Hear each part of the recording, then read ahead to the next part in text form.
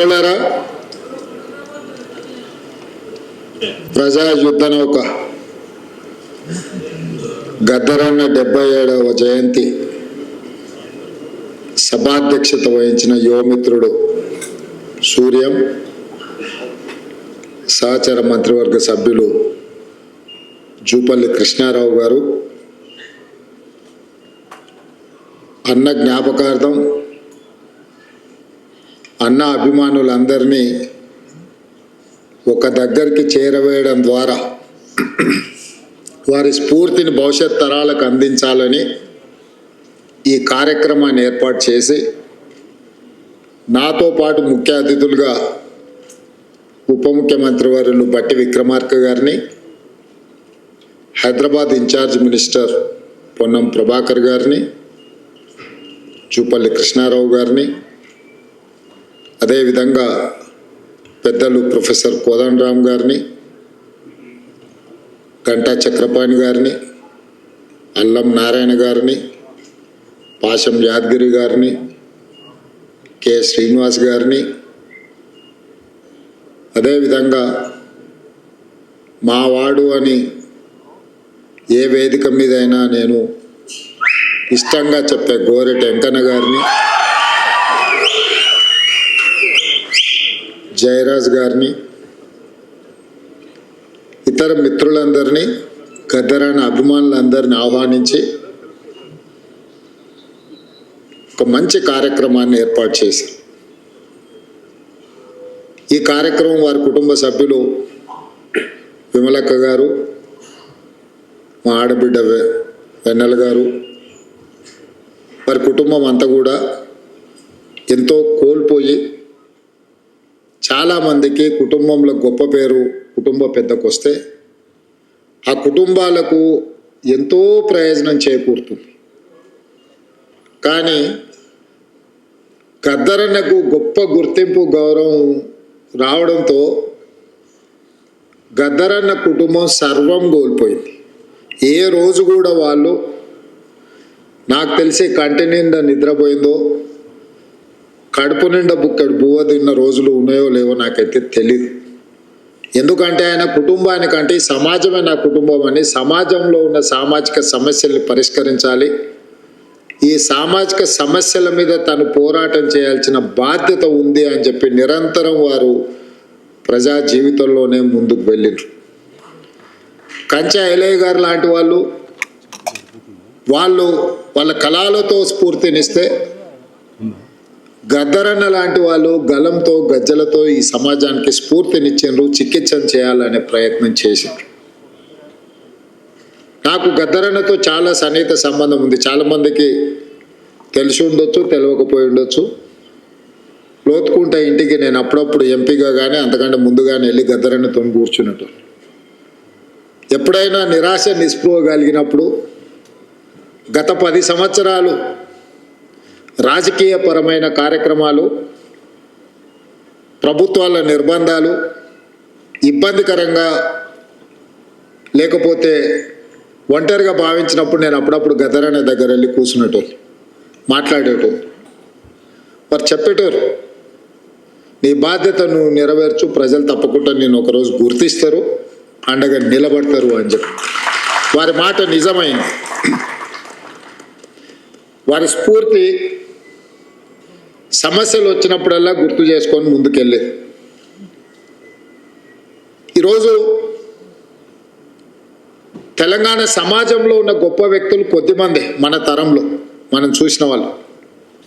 ఆ తరాన్ని వాళ్ళని గౌరవించుకుంటే, వాళ్ళని వ్యక్తులుగా గౌరవించినట్టు, వ్యక్తులుగా వాళ్ళని గుర్తించినట్టు కాదు, మన సమాజాన్ని మనం గుర్తు చేసుకున్నట్టు చరిత్ర పుటలలో ఈ సమాజానికి కూడా ఒక పేజీ ఉండే విధంగా మనం నిర్ణయాలు తీసుకోవాలనేదే నా ఆలోచన. గద్దరన్న జయంతో వర్ధంతో ప్రభుత్వం చేయడం పెద్ద విషయం కాదు. గద్దరన్నకు వేలాది లక్షలాది కోట్లాది మంది అభిమానులు వాళ్ళు అనుకుంటే ఇట్లాంటి కార్యక్రమాలు ఎడంచేతో ఏర్పాటు చేయగలరు.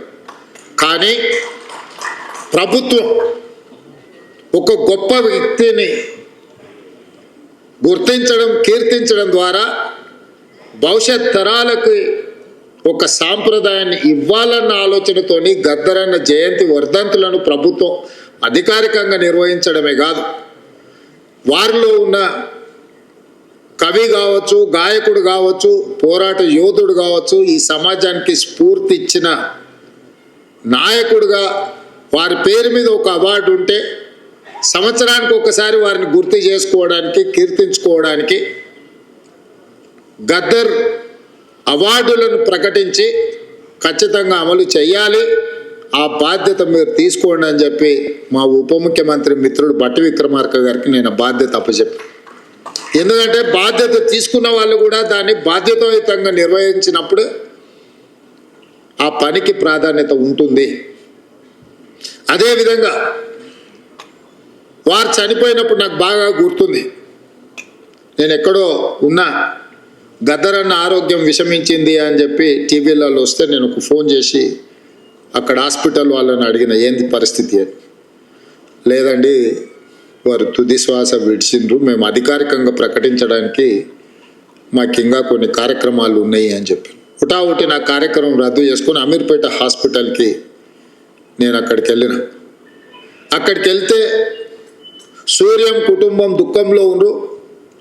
కొద్దిమంది అభిమానులు, ఎందుకంటే ఆ వార్త ఎవరికి పెద్దగా చేరలేదు.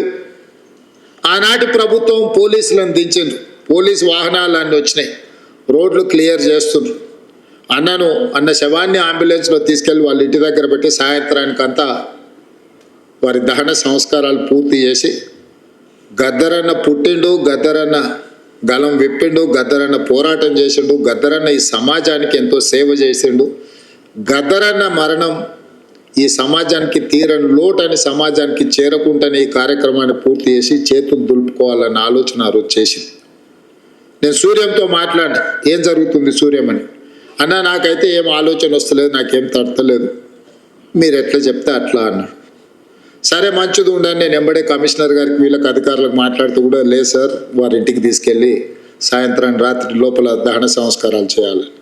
అప్పుడు నిర్ణయించుకొని సూర్యంకు చెప్పి, లేదు గద్దరన్న ఒంటరి కాదు, గద్దరన్న ఒక్కడు కాదు, గద్దరన్నకు మనం అందరం ఉన్నాం, గద్దరన్న ఈ తెలంగాణ సమాజం 4 కోట్ల ప్రజలకు సందర్శనార్థం. ఎన్టీ రామారావు గారు చనిపోయినప్పుడు ఎల్బీ స్టేడియంలో ప్రజల సందర్శనార్థం పెట్టినప్పుడు, గద్దరన్న మరణించినప్పుడు ఎల్బీ స్టేడియంలో ఎందుకు ఈ తెలంగాణ సమాజానికి, ఆయన అభిమానులకు, దేశంలో ఇతర రాష్ట్రాలు, ఇతర భాషల వాళ్ళు ఎంతోమంది గద్దరన్న అభిమానించే వాళ్ళు ఉన్నారు, వాళ్ళందరి సందర్శనార్థం ఎల్బీ స్టేడియంలోనే గద్దరన్న ప్రజలకు అందుబాటులో పెట్టాలి, చివరి చూపు ప్రజలకు అందించాలి అని చెప్పి నేను బండి ముందర నా బండి పెట్టి గద్దరన్న అంబులెన్స్ని ఎల్బీ స్టేడియం వైపు తిప్పుకొని వచ్చిన ఆ రోజు. ఇక్కడనే వేదిక మీద మా మిత్రుడు, కాలేజీ సహచరుడు పృథ్వీ ఉన్నాడు, దయాకర్ ఉన్నాడు. నేను చెప్పిన, పృథ్వీ, ఏదేం జరిగినా గద్దరన్న ప్రజల సందర్శనార్థం ఎల్బీ స్టేడియంలో మనం పెట్టాల్సిందే, ఆ గేట్లు తెరవాల్సిందే అని. ప్రభుత్వం గేట్లకు తాళాలు వేసి పెట్టింది లోపలికి వెళ్ళకుండా. నేను కమిషనర్ గారికి చెప్పిన, గౌరవంగా మీరు తెరిస్తే మీకు గౌరవం ఉంటుంది, లేకుంటే గేట్లు బద్దలైతాయి, అనవసరంగా దీన్ని రాద్ధాంతం చేయకండి అని చెప్పిన. నేను ఆ రోజు పార్టీ అధ్యక్షుడిని, నేను ఆ రోజు పార్లమెంట్ సభ్యుని, ప్రజాప్రతినిధిగా నేను చెప్తున్నా, ప్రజల యొక్క అభిప్రాయం చెప్తున్నా, మీరు గౌరవించాల్సిందే అని. వాళ్ళు మీన మేషాలు లెక్క పెడుతుంటే ఆ తాళాలు తెరిపించి అంజన్ కుమార్ యాదవ్ అందరిని, సిటీలో ఉండే శ్రేణులు అందరిని కూడా అక్కడికి పిలిపించి తెరిపించి అక్కడికి అంబులెన్స్ తీసుకెళ్ళి అక్కడ పెట్టి అక్కడనే టెంట్ వేసినాం, అక్కడనే కూర్చేసినాం, అక్కడనే బెంచ్ తీసుకొచ్చినాం, అక్కడనే ఏర్పాట్లు అన్నీ అప్పటికప్పుడు చేసి గద్దరన్నని అక్కడ పెట్టి రాత్రి మొత్తం మేమందరం అక్కడ నిలబడి, తెల్లారి ప్రజలందరూ లక్షలాది మంది వచ్చి గద్దరన్నను చివరి చూపు చూసి ఆయనతోని వాళ్ళకున్న అనుబంధాన్ని, మధుర స్మృతులను గుర్తు చేయడమే కాకుండా కవులు, ఆయన స్ఫూర్తితోని కవులు, కళాకారులుగా, గాయకులుగా రాణించిన వాళ్ళందరూ ఆయనకు నివాళులు అర్పించడానికి వాళ్ళు పాడిన పాట, అక్కడి నుంచి మేము పాదయాత్రలో, వారి చివరి శవయాత్రలో మేమందరం నడుచుకుంటూ పాల్గొని, ఒక వీరుడు మరణించిన ఆ స్ఫూర్తి మనలో ఉంటుంది అని చెప్పి ఆ రోజు వేలాది లక్షలాది మంది ఆ చివరి అంతిమయాత్రలో పాల్గొని గద్దరన్న దహన సంస్కారాలు నిర్వహించిన ఒక గొప్ప వ్యక్తి, సమాజానికి స్ఫూర్తినిచ్చి లక్షలాది మంది యువకులను సమాజాన్ని పట్టి పీడిస్తున్న సమస్యల మీద పోరాటాన్ని అందించిన స్ఫూర్తినిచ్చిన గొప్ప సిద్ధాంతకర్తగానే గద్దరన్నను చూడాలి. ఆ సిద్ధాంతం నాకు నచ్చిందా నచ్చలేదా, సిద్ధాంతంతో నేను విభేదించినా లేకపోతే అనుకూలించిన అనే చర్చ కాదు. గద్దరన్న ఒక సైద్ధాంతిక కట్టుబాటుతో వారు జీవితం చివరి వరకు, ఆఖరి రక్తం పట్టు వరకు, చివరి శ్వాస వరకు వారు కొనసాగించారు. మనం విభేదించి ఉండొచ్చు, విభేదించినంత మాత్రాన ఆ సిద్ధాంతం ఉండకూడదన్న ఆలోచన ఎవరికైనా వస్తే అది తప్పు. 100% నేను ఖండిస్తున్నా. విభేదించిన సిద్ధాంతాన్ని కూడా చర్చలో పెట్టడమే ప్రజాస్వామ్యము. ఈరోజు చట్టసభలల్లో అన్ని రాజకీయ పార్టీలతో పాటు అన్ని రకాల సిద్ధాంతాలకు సంబంధించిన వ్యక్తుల ప్రాతినిధ్యాన్ని డాక్టర్ బాబాసాహెబ్ అంబేద్కర్ గారు అనుమతి ఇచ్చిండ్రు అని అంటే ఆ స్ఫూర్తితో ముందుకు వెళ్ళాలి. అందుకే కేంద్ర ప్రభుత్వం పద్మభూషణ్, పద్మశ్రీ అవార్డులను ప్రకటించాలని రాష్ట్ర ప్రభుత్వాన్ని తెలియజేసినప్పుడు వ్యక్తిగా కాదు, తెలంగాణ రాష్ట్ర ప్రభుత్వంగా ఈ భారతదేశం యూనియన్ ఆఫ్ స్టేట్స్ ఏ ఒక్క వ్యక్తి యొక్క రాజ్యం కాదు, రాజ్యాధికారం కాదు. ప్రజలు ఎన్నుకున్న ప్రజా ప్రభుత్వాలు, రాష్ట్ర ప్రభుత్వాలు కూడితేనే కేంద్ర ప్రభుత్వం. రాష్ట్రాలుగా ఎవరికి వాళ్ళం విడిపోతే కేంద్రం అనేది మిథ్య, కేంద్ర ప్రభుత్వం అనేది మిథ్య. ఆ వ్యక్తులు గుర్తుపెట్టుకోవాలి. రాష్ట్రాల కలయికనే కేంద్రము ఈ దేశం. రాష్ట్ర ప్రభుత్వాలకు సంబంధించిన మేము ప్రభుత్వ అభిప్రాయంగా మా తెలంగాణ సమాజాన్ని, ప్రజలను స్ఫూర్తిని అందించి గొప్ప ఆదర్శంగా నిలబడ్డ వ్యక్తులకు అందించే పద్మభూషణ్, పద్మశ్రీ అవార్డు ఇవ్వవలసిందే. దానికి ముందు వరుసలో ఉండేవాడు గద్దరన్న. వారితో పాటు చుక్కా రామయ్య గారిని, అందేశ్రీని, మిత్రుడు గోరెట వెంకన్నను, జయతీర్ తిరుమలరావు గారి పేర్లు నేను ప్రతిపాదించిన. ఇందులో ఏ ఒక్కరూ మా పార్టీ కార్యకర్త కాదు, నాయకుడు కాదు, కాంగ్రెస్ పార్టీ సంబంధం లేనోళ్ళు. మిత్రుడు గోరెట వెంకన్న ఇప్పుడే చెప్పాడు, నాకు కొంచెం ముఖ్యమంత్రి గారిని చూస్తే ఏందో ఈ వేదిక మీద ఉన్నా ఉండకపోయినా ఎట్లా. 14 నెలల్లో ఏ రోజు కూడా గోరెట వెంకన్న వచ్చి నన్ను అడిగింది లేదు, నన్ను కలిసింది లేదు. అయినా వారి సమాజానికి అందించిన సేవల్ని దృష్టిలో పెట్టుకొని వారికి కూడా తెలియదు నేను లేఖ రాసిన సంగతి. నాకు తెలిసి పత్రికలలో మాట్లాడినప్పుడే వారికి ఏదైనా ఐడియా వచ్చిండదు. వారికి సమాచారం కూడా ఇవ్వాలని నేను నా బాధ్యతగా భావించిన. నాతోని విభేదించినా సరే, లేదా సమాజం కోసం వాళ్ళు నాతోని విభేదించినా ఇంకోరితో విభేదించినా అనే దానికంటే 4 కోట్ల తెలంగాణ ప్రజలతో వాళ్ళు ఉన్నారు. ఆ ప్రజలతో మమేకమైన వాళ్ళను గుర్తించాలి, వాళ్ళని గౌరవించాలి అన్నదే ఆలోచన. నాతో ఉంటేనే ఇస్తాం, నాతో లేకపోతే ఇవ్వమనే విధానం మంచిది కాదు అని బలంగా నమ్మి వాళ్ళ పేర్లు ప్రతిపాదించిన. నేను ఈరోజు ఇక్కడికి వచ్చిన గద్దరన్న అభిమానులను, వేదిక మీద ఉన్న పెద్దలు నేను అడుగుతున్నా, నేను ప్రతిపాదించిన గద్దరన్న కావచ్చు, చుక్కా రామయ్య గారు కావచ్చు, లేకపోతే అందశ్రీ గారు కావచ్చు, జయ జయ హే తెలంగాణ అందించిన అందశ్రీ గారు కావచ్చు, గోరెట వెంకన్న కావచ్చు, జయతీర్ తిరుమలరావు గారు కావచ్చు, ఎవరు ఎందులో తక్కువ అని నేను అడుగుతున్నా. పక్క రాష్ట్రంలో 5 మందికి ఇచ్చిండ్రు. ఆ 5 మంది కంటే ఈ 5 మంది ఏమైనా తక్కువనా? ఈ సమాజానికి మా వాళ్ళు ఆదర్శంగా లేరా? నేను ఒక పద్ధతిలో ప్రధానమంత్రి గారికి మా ఆలోచనను, మా బాధను, మా నిరసనను కేంద్ర ప్రభుత్వానికి ఒక వేదిక మీద నుంచి తెలియజెప్పి లేఖ రాస్తున్నామని చెప్పిన. కేంద్ర ప్రభుత్వం జరిగిన తప్పును సవరించుకొని భవిష్యత్తులో అయినా సరిదిద్దుకుంటుందని నేను భావించిన. కానీ దురదృష్టవశాత్తు కేంద్రంలో మంత్రిగా ఉండే వ్యక్తులే మేము ఇవ్వం గద్దరన్నకు మేము ఎలాంటి గౌరవించము అని మాట్లాడితే నేను ఒక్క మాట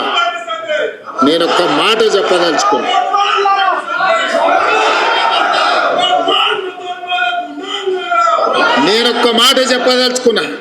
మళ్ళొక్కసారి మీరు మీ పార్టీ గద్దరన్నకు వ్యతిరేకంగా గద్దరన్న గౌరవాన్ని కించపరిచేటట్టు మాట్లాడితే మీ పార్టీ ఆఫీసు ఉన్న ప్రాంతానికి గద్దరన్న పేరు పెడతా. మీ పార్టీ కార్యాలయం అడ్రస్ రాసుకోవాలంటే గద్దరన్న గల్లీ అని రాసుకునేటట్టు చేస్తా బిడ్డ మిమ్మల్ని. మీరు అనుకోవచ్చు ఏం చేస్తాడు ముఖ్యమంత్రి, అవార్డులు మా దగ్గర ఉన్నాయి కదా, పద్మభూషణ్ పద్మశ్రీ ఇచ్చేది మేం కదా అనుకుంటున్నావు. కానీ నీ పార్టీ ఆఫీసు గద్దరన్న రాష్ట్రంలో ఉంది, ఆ సంగతి మర్చిపోవద్దు. నీ పార్టీ ఆఫీసు ఉన్న ప్రాంతానికి ఆ కాలనీకే గద్దరన్న పేరు పెడితే అప్పుడు ఎవరు పేరు రాసుకుంటారు?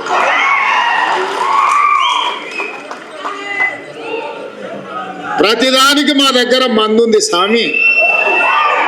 ఇంతకు ముందు అన్న ఆయన కూడా గిట్లనే నీలిగిండు, గద్దరన్నని గేటు బయట కూసబెట్టిండు. ఏమైంది? గేటు బయట కూసబెట్టిన ఆయన లోపల ఉన్నాయన గద్దె మీద కూర్చున్నాయన గొప్ప అనుకున్నాడు. కానీ చూస్తుంటేనే ఆయన గద్దె ఊలింది, గేట్లు బద్దలైనాయి. గద్దరన్న వారసులు లోపలుండ్రు. గద్దరన్నని గేటు బయట కూర్చోబెట్టినోడు ఇవాళ గేటు దగ్గర కూర్చొని ఎవరన్నా వస్తారా అని వల్కరించడానికని ఎదురు చూస్తున్నాడు చకోర పక్షిలాగా. గాయనకే గంత గతి పడితే నీకెంత పడుతుంది స్వామి? నువ్వు అర్థం చేసుకో. నువ్వేమి ఇయ్యకు, నిన్ను ఇయ్యమని అడగను, నువ్వు ఇయ్యనందుకు నిరసన తెలుపుతా. ఎట్లయితే గద్దరన్నని గేటు బయట కూర్చోబెట్టినోనికి పట్టిన గతి ఉందో వచ్చే ఎన్నికల్లో నీకు గదే గతి పడుతుంది. ఓట్ల విప్లవం వస్తుంది, ఓట్ల విప్లవం వస్తుంది. దాంట్లో నువ్వు కొట్టుకపోతావు. మేము గద్దరన్నకి ఇవ్వాల్సిన గౌరవం కేంద్ర ప్రభుత్వం నుంచి మేమే ఇప్పిస్తాం. రాహుల్ గాంధీతో మేమే మాట్లాడతాం, అడగం, సంతకం పెడతాం. గద్దరన్న గౌరవం ఇచ్చడానికి కేంద్ర ప్రభుత్వం నుంచి నువ్వు మర్చిపోకు. అహంకారం అనేది మంచిది కాదు. విభేదాలు ఉండొచ్చు, సైద్ధాంతికపరమైన విభేదాలు ఉంటే. చరిత్రలో సైద్ధాంతికపరమైన విభేదాల మీద చర్చించుకున్న వాళ్ళు లేరా? గౌరవించుకున్న వాళ్ళు లేరా? మరి మీరెందుకు ఇంత అహంకారపూరితంగా వ్యవహరిస్తారు? అప్పుడప్పుడు మా పాశం యాదగిరి అన్నను మమ్మల్ని ఎడా పడా చెడా పడా తిడుతూనే ఉంటాడు. అంత మాత్రాన మా యాదగిరి అన్నను మేము వదులుకున్నామా? పెద్ద మనిషి అనుభవం ఉన్నాడు, ఎక్కడైనా ఏదైనా అటు ఇటు ఉంటే అంటాడు. ఆయన చెప్పిన దాంట్లో ఏమన్నా సూక్ష్మం ఉంటే అర్థం చేసుకొని సర్దిద్దుకోవాలని సర్దిద్దుకునే ప్రయత్నం చేస్తున్నాను తప్ప యాదగిరి అన్నది ఇచ్చిండని చెప్పి మన తెలంగాణ పోరాటం గురించి 9 మంది గొప్ప వ్యక్తుల్ని రాష్ట్ర ప్రభుత్వం గుర్తించి గౌరవించుకుంటాం అన్నప్పుడు పాశం యాదగిరి అన్న పేరు ఆయన అడిగిండా? అడగలేదు. మా ప్రభుత్వము 9 మంది గొప్ప వ్యక్తులను తీసుకున్నాడు, వారిని కూడా అందులో చేర్చినాము. గోరెట్ వెంకన్నను కూడా అందులో చేర్చినాము, జయరాజును కూడా చేసినాము, బండి యాదగిరిని చేసినాము. ఇట్లాంటి కుటుంబాలను, గద్దరన్న కుటుంబాలను ఈరోజు గుర్తించినము. సో ఇట్లా ఈరోజు ప్రభుత్వం అనేది నిరంతర ప్రక్రియ. ఈ నిరంతర ప్రక్రియలో ప్రభుత్వం దృష్టికి వచ్చిన ఏ మంచి పనైనా చేయడానికి ప్రభుత్వం ఉన్నది. అందుకే ఈరోజు ఈ వేదిక మీద నుంచి నేను ఒక్కటే మాట చెప్పదలుచుకున్నాను. ఈ ప్రభుత్వం ప్రజలది. ప్రజలు ఏం కోరుకుంటున్నారో ఆ విధానాలను కొనసాగించడమే మా బాధ్యత.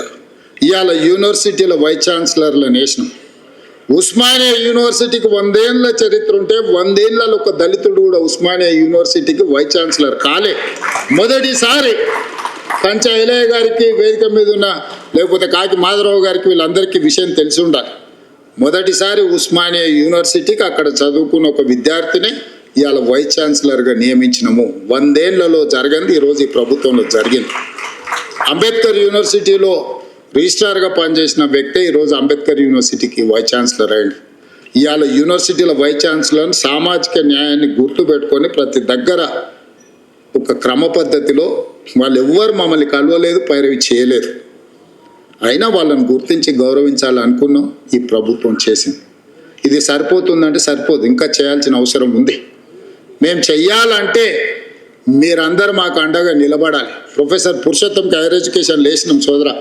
ప్రొఫెసర్ పురుషోత్తంని అందరినీ హైయర్ ఎడ్యుకేషన్లో వారిని పొలిటికల్ జేఏసీకి వారు చేసిన సేవల్ని గుర్తించి ప్రొఫెసర్ పురుషోత్తం గారిని వేసినాం. ఆయన కూడా నన్ను ఏం అడగలే. ఎవరెవరికైతే బాధ్యత ఇచ్చినో ఏ ఒక్కరు కూడా ఈ ప్రభుత్వానికి వచ్చి విజ్ఞప్తి చెయ్యలేదు. ప్రభుత్వమే బాధ్యతగా భావించి వీలైనంత మేరకు మంచి చేయాలన్న ఆలోచనతో నా సహచర మంత్రివర్గుల సహకారంతో నేను ఏది ప్రతిపాదన చేసినా నా మంత్రివర్గ సహచరులు ఎవ్వరు రెండో మాట మాట్లాడకుండా నేను మొదలు పెట్టంగానే మా ఉప ముఖ్యమంత్రి గారు దాన్ని ముందు కొనసాగించి ముఖ్యమంత్రి గారు చేస్తున్న ప్రతిపాదన సమంజసమైంది అని చెప్పి దానికి ఆమోదం చెందే విధంగా ఈరోజు ప్రభుత్వం నిర్ణయాలు తీసుకుంది. అందుకే మిత్రులారా, వ్యక్తులు అగౌరవపరిస్తేనో వ్యక్తులు గద్దరన్నను గుర్తించనని మాట్లాడితేనో గద్దరన్న గౌరవం తగ్గదు, వన్నె తగ్గదు. కోహినూరు డైమండ్ ఎక్కడున్నా దాని విలువ దాందే. ఏనుగు చచ్చినా బతికినా దాని విలువలో ఏం తేడా లేదు. గద్దరన్న బతికున్నా గద్దరన్న చనిపోయిన ఆ స్ఫూర్తి మన గుండెల నిండా ఉంటుంది. గద్దరన్న గౌరవం 10 ఇంతలు పెరుగుతుంది తప్ప ఆనాడు మహాత్మా గాంధీనే మీరు గౌరవించిన వాళ్ళు గద్దరన్నను గౌరవిస్తారని మేమెందుకు అనుకుంటాము?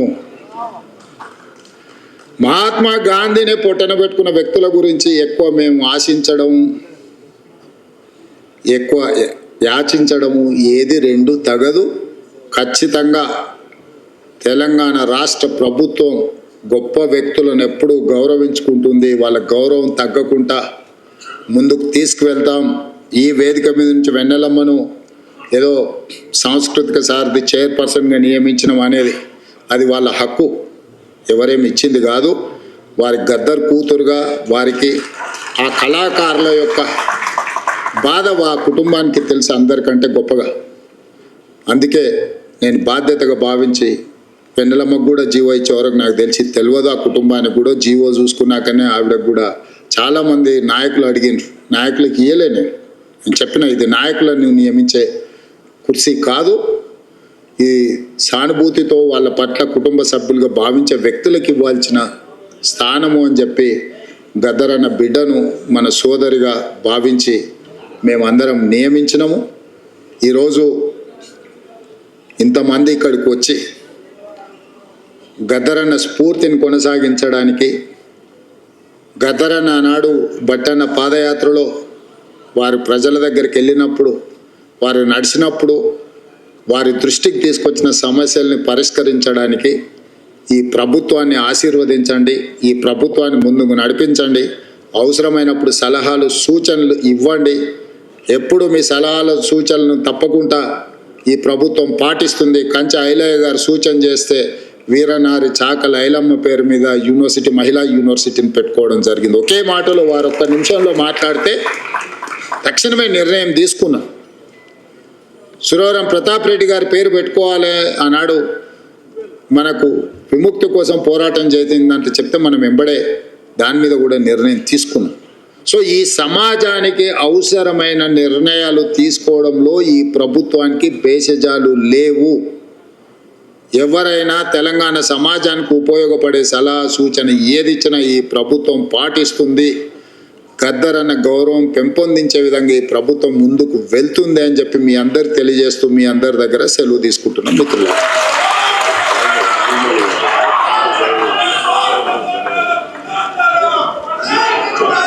గద్దరన్న మెమోరియల్కు సంబంధించి నెక్లెస్ రోడ్లో ఇప్పుడు ఏదైతే పవర్ పాయింట్ ప్రజెంటేషన్ చూపించిండ్రో దాన్ని ఇంకొకసారి అధికారికంగా అఫీషియల్గా నేను మీటింగ్ ఏర్పాటు చేసి ఆ నెక్లెస్ రోడ్లో ఆ ఏర్పాట్ల కోసం ప్రభుత్వం నిర్ణయం తీసుకుంటుంది. తప్పకుండా దాని అధికారులను ఈ డిజైన్ చేసిన వాళ్ళందరినీ కూడా పిలిచి కూర్చోబెట్టి మాట్లాడి భవిష్యత్ కార్యాచరణను నిర్ణయించుకుంటాం.